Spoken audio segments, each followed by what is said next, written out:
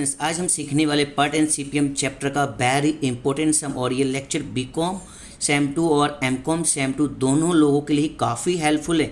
तो आपने सभी बीकॉम और एमकॉम सेम 2 के सभी फ्रेंड्स के बीच में इस लेक्चर को शेयर कीजिए और इस क्रिटिकल टाइम में सभी की हेल्प कीजिए। और अगर आप हमें चाहें तो इंस्टाग्राम पर फॉलो कर सकते हैं, डिस्क्रिप्शन में लिंक दी गई है। और आप चाहें तो मैं टिकटॉक भी फॉलो कर सकते हैं, जहाँ पर मैं आप लोगों के लिए positive and very useful line share करता हूँ। तो शम को मैं रीड कर रहा हूँ यहाँ पर। A project is made up of 6 activities. यहाँ पे 6 एक्टिविटी दी गई है। The relationship of the activities are given below. यहाँ पे उनका संबंध भी दिया गया है। Prepare a network and determine critical path, यानी यहाँ पे आपको एक नेटवर्क बनाना है और क्रिटिकल पार्ट को ढूंढना है। एमकॉम में भी कहीं ना कहीं पे सम दिया होगा, आप अपनी बुक में जरूर रिसर्च कीजिएगा। तो सबसे पहले यहाँ पे कुछ एक्टिविटीज़ दी, यहाँ पे प्रेजेंटिंग एक्टिविटीज़ दी है और सामने एस्टिमेटेड टाइम दिया गया है। ये सभी लोगों के लिए काफ़ी हेल्पफुल है, हिंदी इंग्लिश गुजराती सभी लोगों के लिए। सिर्फ लेक्चर को आपको शांति से और एंड तक देखना है।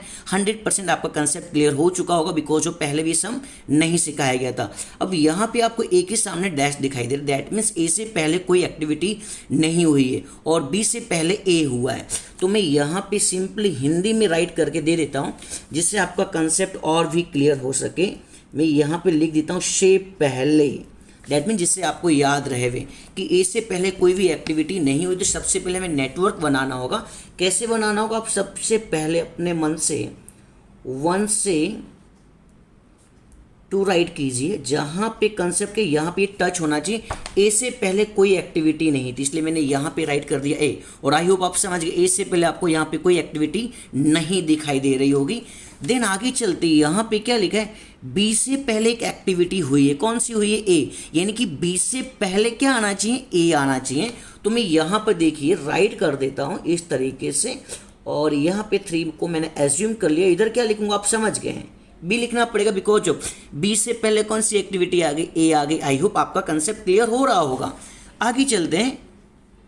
सी से पहले बी की एक्टिविटी हुई, ध्यान रखना सी से पहले बी की एक्टिविटी हुई है। तो मैं यहाँ पे राइट कर देता हूँ सी, एंड कंसेप्ट क्लियर हो चुका है। ये देखिए सी से पहले कौन सी एक्टिविटी हो चुकी है? बी एक्टिविटी हो चुकी है, राइट ना।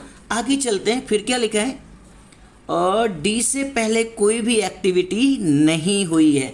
तो मैं यहाँ पे सिंपली डी से पहले कोई भी एक्टिविटी नहीं हुई है, 3 तक तो नंबर वहाँ दे दिया था ना, यहाँ पे मैं नंबर दे देता हूँ 4 और यहाँ पे राइट कर दूंगा डी। और आप भी समझिए डी से पहले कोई भी एक्टिविटी नहीं हुई, जैसे कि ए से पहले भी कोई एक्टिविटी नहीं हुई है और डी से पहले भी कोई एक्टिविटी नहीं हुई है।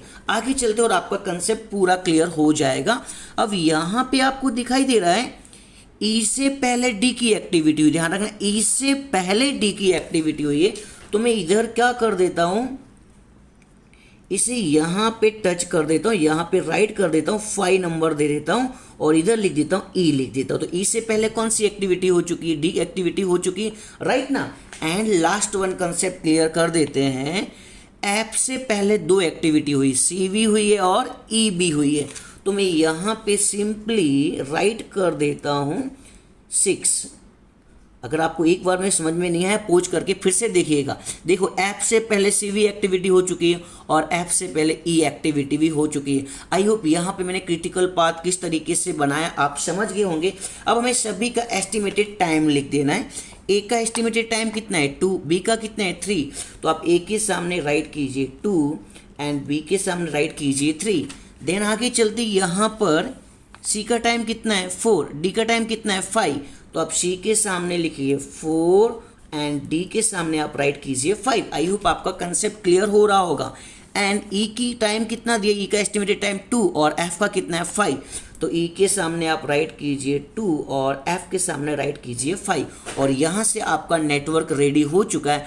अब हमसे क्या पूछा था? क्रिटिकल पाथ पूछा था। तो देखिए यहाँ पे कौन कौन से पाथ बन रहे हैं। देखिए ए से बी हुआ, बी से सी हुआ और सी से एफ हुआ, और तो कोई हुआ नहीं ना। तो आप यहाँ पे राइट कीजिए ए से बी, बी से सी और सी से एफ। आई होप आपका कंसेप्ट क्लियर हो चुका है। सभी का टाइमिंग लिख दीजिए। ए का एस्टिमेटेड टाइम कितना था? 2 प्लस बी का कितना है? 3 प्लस सी का कितना है? 4 प्लस एफ का कितना है? 5। आई होप आपने कंसेप्ट समझ लिया होगा। 2 और 3 5, 5 और 9, 9 और 5 कितना हो गया? 14 हो गया। आई होप आप समझ गए।